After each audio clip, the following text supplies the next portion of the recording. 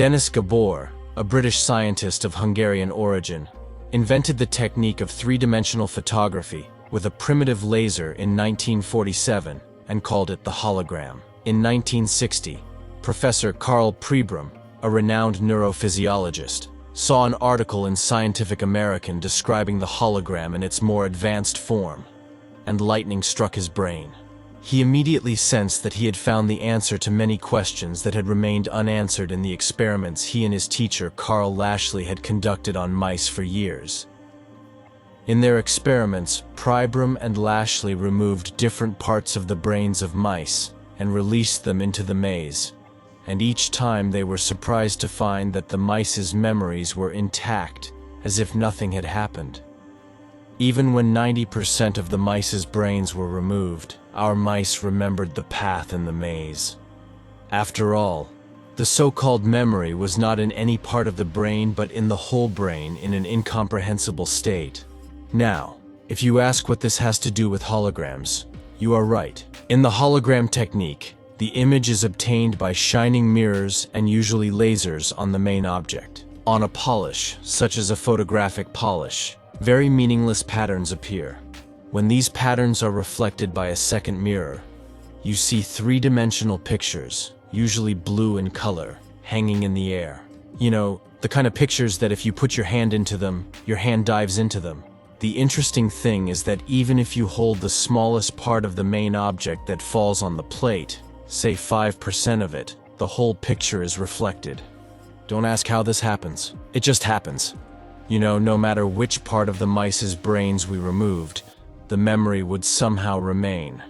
And our Professor Karl Pribram saw that this technique was like the holographic photograph. In addition, in experiments on cats, 98% of the attention of the visual cortex was removed, and the kitties continued to see the whole of the objects. Diving deeper into the subject, Pribram realized that many events could be answered in this way. And for some question marks in his mind, he met with the great physicist David Bohm, who had devoted his whole life to the subject of holograms. In these meetings, Bohm said that everything is a hologram, the most extravagant theory of all. In fact, the universe is a hologram. Here you go. The British theoretical physicist David Bohm has added to what mystics, Sufis, and those with a spiritual outlook always say, that we exist and don't exist, that everything is an illusion. And with all his brain and heart, according to Bohm, just as each part of a hologram carries the image of the whole, so each part of the universe contains the whole. So what Muhyiddin al-Arabi said about 900 years ago, I am Muhyiddin Dervish. I'm on the path of righteousness. I have seen 18,000 worlds in one speck. That's what he's saying, and this is what he says. We can find the planet Mars in the little finger of our hand if we know how to reach it. Now hold on tight. If everything in the universe exists collectively and without any sense of time, by entering the required frequency we can witness the moment when Cleopatra and Caesar first met, or the minutes when Mussolini was hanged. Because in principle, all the past and all the future are spread everywhere, down to the smallest part of space and time. On August 10, 1901, two Oxford professors, Anne Moberly and Eleanor Jordan, were taking a walk in the garden of the Petit Trianon in Versailles, Paris. Suddenly, a shimmering shadow seemed to pass over the scene in front of them. It was like the transition from one scene to another in a movie. After this glow had passed, they realized that the image had changed. They were suddenly surrounded by excited people in 18th century clothes and wigs. The two women froze in their tracks, frozen with astonishment. In the meantime, a repulsive man with a flower-streaked face approached and forced them to change their direction. Following him, they crossed a path with trees on both sides and entered a garden. Music was heard. A noble lady was painting a watercolor and having good time. Gradually, this image disappeared and everything returned to normal.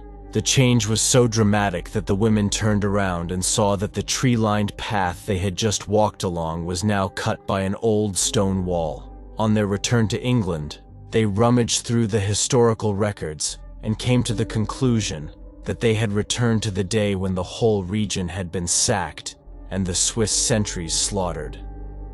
That was the explanation of the excited people in the garden. And the woman in the garden was none other than Marie Antoinette. As you can see, in this case the place is the same, but there is a time shift. Two female professors. Today they still crack the code and open the wall in ways we don't understand. But there are also people who can always crack the code. For example, Stefan Osowiecki from Poland can touch any object, and all the events related to it flash before his eyes like a movie. For example, he touches a petrified foot. He recognized this foot as belonging to the daughter of an Egyptian prince, and gave every detail about the life of its owner. Osowiecki perfectly gave detailed information about the stones to a geologist who touched and tested the ancient stones. Many unanswered events and questions can be illuminated by the holographic view. For example, according to Carl Jung, one of the heavyweights of psychiatry, each one of us has the collective memories of 2 million-year-old human beings curled up somewhere in our brains. The event that led Jung to this conclusion was an experience in 1916 that involved the delusions of a young paranoid schizophrenic patient. One day, Jung was making his usual rounds and saw the young man standing in front of the window looking out at the sun. At the same time, he was shaking his head from side to side in a strange way. When Jung asked him why he was doing this, the young man replied that the sun was looking at his penis. When he shook his head from side to side, the sun's penis moved, causing the wind to blow. Carl Jung took that statement as one of the delusions that the young patient was having.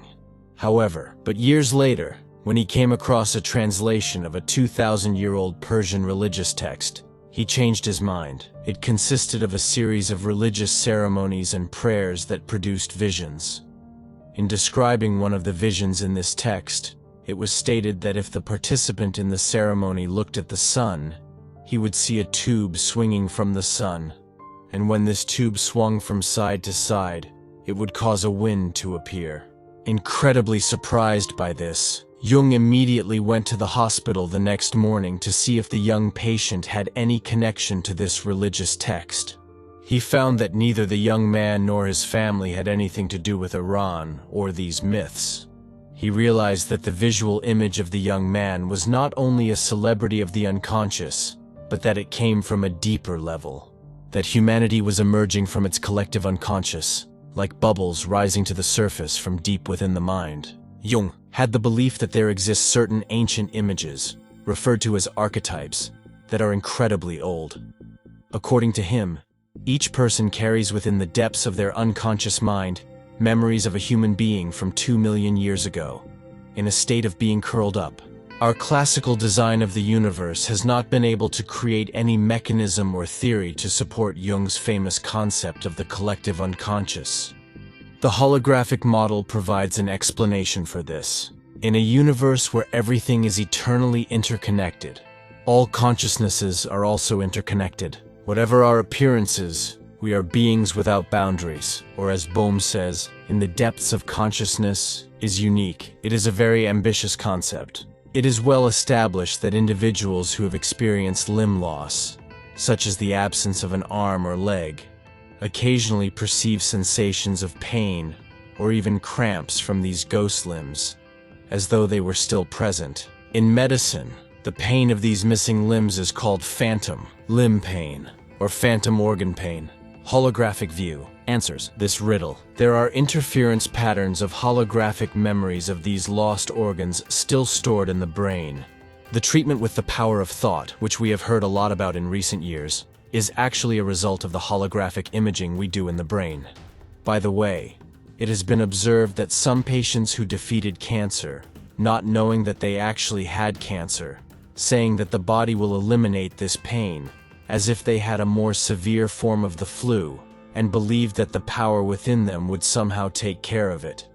And some people who have almost no knowledge about cancer, which we can call ignorant, have also been very successful.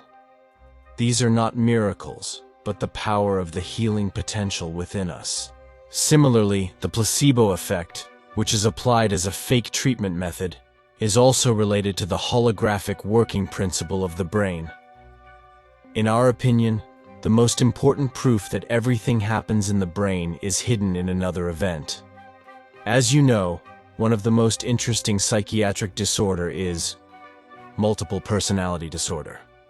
We are talking about having many different personalities in the same body. This subject has attracted a lot of attention in the world of cinema, and there are a lot of thrillers, horror movies. Here's the evidence. Dr. Francine Hovland, a Yale psychiatrist, encountered a striking case. One of her patients with multiple personalities, who was allergic to bee stings, came to her appointment, and one of his eyes was swollen with a bee sting, and his eyes was closed. Realizing that he needed treatment, Hovland called an ophthalmologist. Unfortunately, the doctor would not be able to see him for another hour. He was out of town. In the meantime, seeing that the patient was in a lot of pain, Hovland decided to do something else. One of the man's volatile personalities was absolutely insensitive to all pain. That is, he was an anesthetic. Hovland wanted to take control of the body, this anesthetic personality, and the man's pain disappeared. But something else happened. Within half an hour, his eye went down, and he was completely normal. When the ophthalmologist came, he was surprised to see him and said, "You are fine. You can go home." But a few hours later, when the anesthetic left the body, the eye swelled up again, and the pains started all over again. When he went to the ophthalmologist a day later, the poor doctor was quite stunned. I think there can be no more tangible proof of the power of thought within us. In 1947, Miran Dajo, who was of Dutch origin, delivered a mind-boggling public performance at the Corso Theatre in Zurich that left the audience absolutely stunned. In full view of all, the assistant audaciously thrust a fencing sword directly into his torso, piercing his crucial organs. Still, Dajo experienced no harm nor any sensation of pain. When the assistant withdrew the sword, there was no visible bleeding from Dajo's body. Only a faint red line remained where the sword had entered and exited, indicating the minimal injury inflicted. Dajo's performance was so nerve-wracking that eventually, when an audience member suffered a heart attack, Dio was banned from performing in public. Then Swiss doctors wanted to analyze him in a hospital, and Dajo drove them crazy there too. Because the last time he climbed the stairs with the sword strapped to his body, he was X-rayed. The X-ray clearly showed that the sword was in his body. Let me tell you a story. When I was working as a professional tourist guide in May of 1996, we were visiting the ancient city of Purge with my French tourist group. In there, I detailed the remains of the Agora, highlighting its stone structures that had fallen into ruin. As I finished and headed to the cafe, an older man in my French group told me, "It's not what you're saying, Agora," he said. I was startled, saying, "How?" He said, "I saw slaves crying there. In fact," I added, "they were selling slaves, not fruit and vegetables." I said, "How did you see that?" "I touched the pillars and everything came back to me," he said. I didn't care. I was a 26-year-old who believed only in what I saw. Such people always find me, I said to myself. I had to wait another 15 years before I realized that the stones were crazy too. Some scientists argue that stones have the capability to record sounds, and they are pursuing various mechanisms to decode these recordings. Remember, even Yunus Emre was surprised to see something else towards the end of his life. You know, in the famous story. Old Yunus was traveling in the mountains. He hears a voice saying, "Yunus! Yunus!" And when he looks around, he sees nothing. When he hears the same voice again, he realizes that it is coming from a flower, and he freezes. And he asks the yellow flower, "Is that you talking?" When the flower says yes, Yunus asks, "When did you start talking?" The flower says, "We always talk, but this is the first time you hear it." Then the conversation starts and he asks, "Do you have mother and father?" If we ignore everything because we cannot hear or see, unknowingly, we construct a small universe unaware of its limits. Let's make a note for the curious. One of the honored Turkish professors, Shafika Karagula, who made her entire career abroad, She stated that some of the doctors clearly saw people's auras with a 3,000-page report. These doctors stated that when they saw the patient, they realized the disorder in the body before the tests, but they hid it because it would harm their careers. As a result, although the holographic universe thesis stands before us with very strong evidence, it is still not certain. Today, numerous renowned scientists like Michio Kaku actively support and advocate for this hypothesis. Let's wait and witness the upcoming technological advancements that will shape our future. This video incorporates Michael Talbott's book, The Holographic Universe, as an essential source of information, greatly contributing to its content. Goodbye for now, and looking forward to seeing you in a future video.